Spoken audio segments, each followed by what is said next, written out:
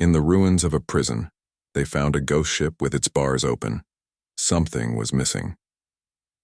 The deep space mining vessel Nebula Dawn drifted through the asteroid field like a wounded bird. Captain Lisa Martinez pressed her palm against the bridge window, watching the broken chunks of rock tumble past in the endless dark. Her crew had been searching for salvage for 3 weeks now, and fuel was running low. "Captain, I'm picking up something weird on long range," called out Navigator Amy Brooks from her station. "It looks like a structure, but the readings don't make sense." Lisa turned from the window. "What kind of structure? Big, really big? And it's giving off energy signatures I've never seen before." Engineer Kate Wilson looked up from her repair work. "Could be worth checking out. We need all the help we can get right now." Lisa nodded. "Set course for the anomaly, but keep shields up and weapons ready." As the Nebula Dawn approached the mysterious object, the crew gathered on the bridge. What they saw made them all fall silent. Floating in space was a massive prison complex. Its black metal walls twisted and broken. Huge sections had been torn away, leaving gaping holes that showed the dark interior. But strangest of all, a sleek alien ship was embedded in one of the prison walls like a knife thrust into wood. "The bars are open," whispered Communications Officer Beth Taylor. "Look at all those cell doors. They're all standing wide." Lisa studied the scanner readings. "I'm not detecting any life signs. The whole place looks dead." "What about that ship?" asked Amy. "It's definitely not human design." Kate ran her fingers over her instruments.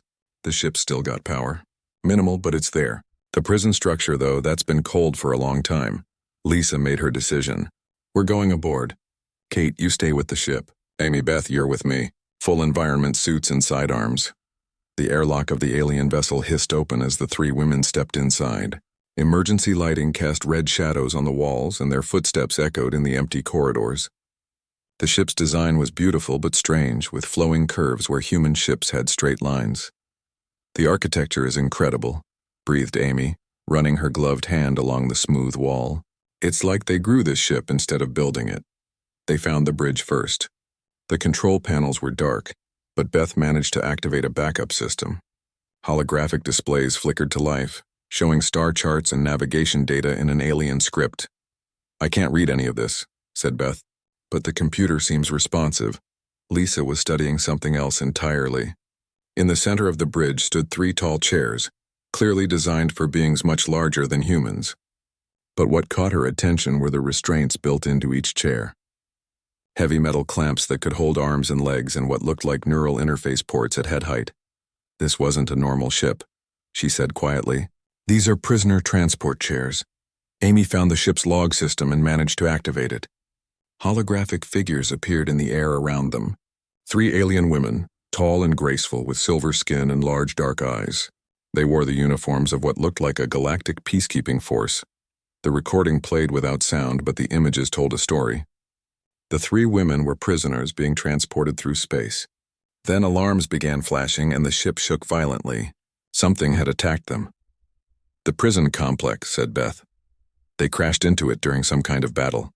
The recording continued. The prison security systems had failed during the crash, and all the inmates had escaped. But not the 3 alien women. They remained trapped in their transport chairs, helpless as something terrible stalked through the corridors toward them. The hologram flickered and died. "Where are they now?" asked Amy. "The alien women, I mean. If they were prisoners on this ship, what happened to them?" Lisa was examining the transport chairs more closely. The restraints were torn and twisted as if they had been ripped apart by incredible force. But there were no bodies, no signs of what had become of the prisoners. "Something freed them," she said, "or something took them." That was when they heard it. A low humming sound coming from deeper in the ship. The 3 humans exchanged glances, then slowly made their way toward the source of the noise.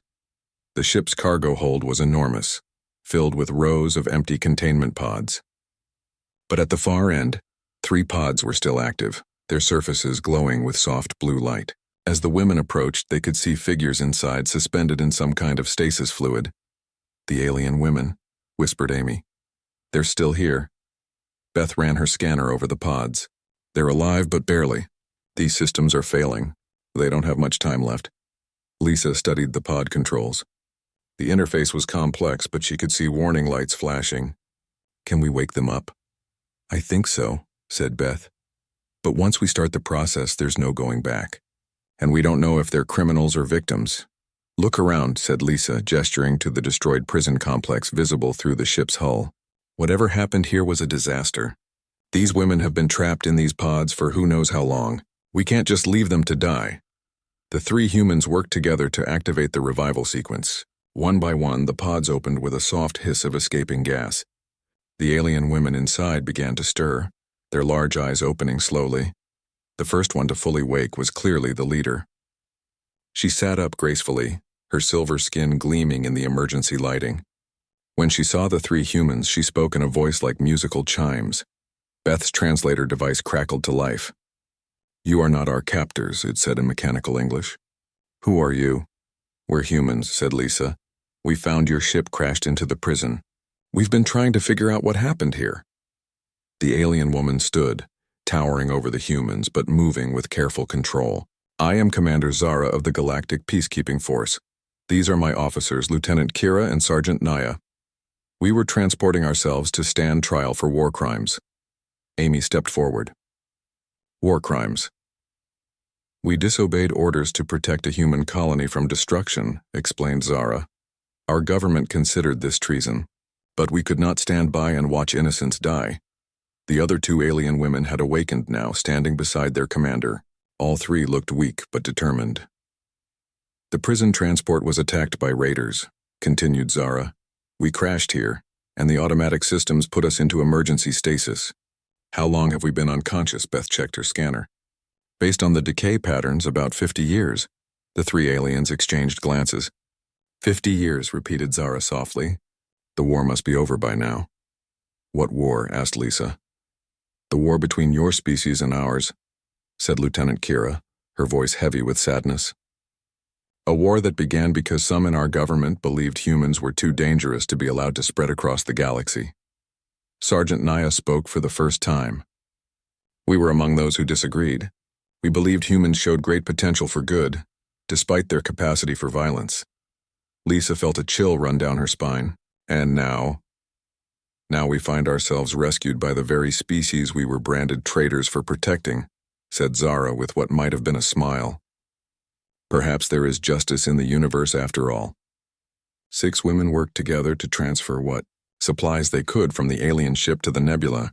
Dawn, the prison complex held nothing but empty cells and broken dreams, but the alien vessel contained advanced technology that could help the human ship reach home safely. As they prepared to leave, Zara approached Lisa. "Your people showed us mercy when they had no reason to do so. This gives us hope that the future will be better than the past." "What will you do now?" asked Lisa. "We will come with you, if you will have us," said Zara. "We are exiles from our own people, but perhaps we can find a new purpose among yours." Lisa looked at her crew, then back at the 3 alien women who had sacrificed everything to protect humanity. "I think that can be arranged." The Nebula Dawn pulled away from the ruins of the prison complex, its crew now numbering 6 instead of 3. Behind them, the ghost ship remained embedded in the broken walls, a reminder of choices made and prices paid. In the quiet of space, the survivors moved toward an uncertain but hopeful future together.